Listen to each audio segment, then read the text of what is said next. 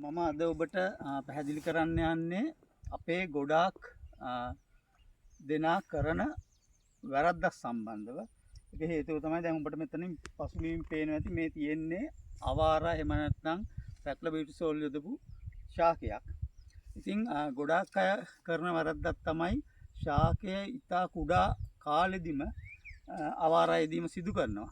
දැන් ඔබට මෙතන පේනවා ඇති මේක හොඳින් වර්ධනය නොවුණු ගසක්.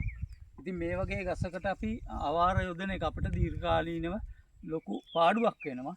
ඒ වගේම තමයි මේ අවාර අපි දානකොට මේකේ ඩෝස් එක එහෙම නැත්නම් මාත්‍රාව වෙනස් වෙන්න පුළුවන් මේ කුඩා ගහකට දානකොට. ඉතින් ඒ වගේ අවස්ථාවක් තමයි ඔබට මෙතනදී පේන්නේ. මේ ගහේ කොළ හැකිලිලා ශාකයේ වර්ධනය නැවතිලා තියෙන්නේ. මේක මීට අවුරුද්දකට වගේ උඩදී අවාර දාපු ශාකයක්. ඉතින් මේක තාම යථා තත්ත්වයට පත් වෙලා නැහැ.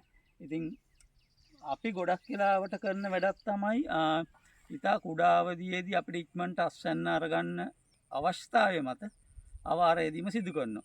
මේ සම්බන්ධව ගොඩක් වෙලාවට උපදෙස් දෙන ආයතන සහ පුද්ගලයනුත් වැරදි උපදෙස් ලබා දීම සිදු කරනවා. ඉතින් එහෙම වුණොත් වෙන්නේ අපිට අවුරුදු 40ක් 50ක් අස්වැන්න ගන්න තියෙන අඹ ගහය ආයු කාලය අපි අඩු කර ගැනීමක් සිදු කරනවා. ඒ වගේම තමයි ශාකයේ වර්ධනය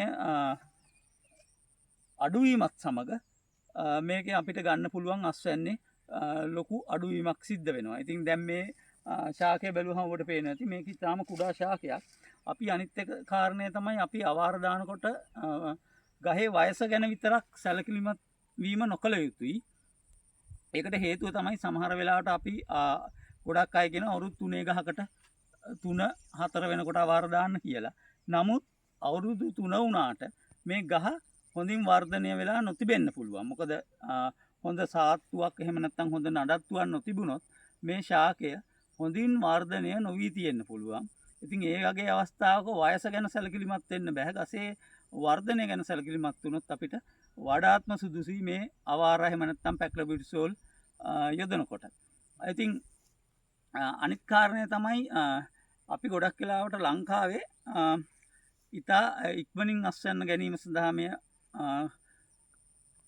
පැක්ලා බියුටිසෝල් යෙදීම සිදු කරත් විදේශ රටවල් සාමාන්‍යයෙන් අවුරුදු ගොඩාක් රටවල් අවුරුදු 10ක් වගේ ගියාට පස්සේ තමයි අවාර යෙදීම සිදු කරන්නේ. ඉතින් එතකොට අපි ගොඩක් වෙලාවට නියමිත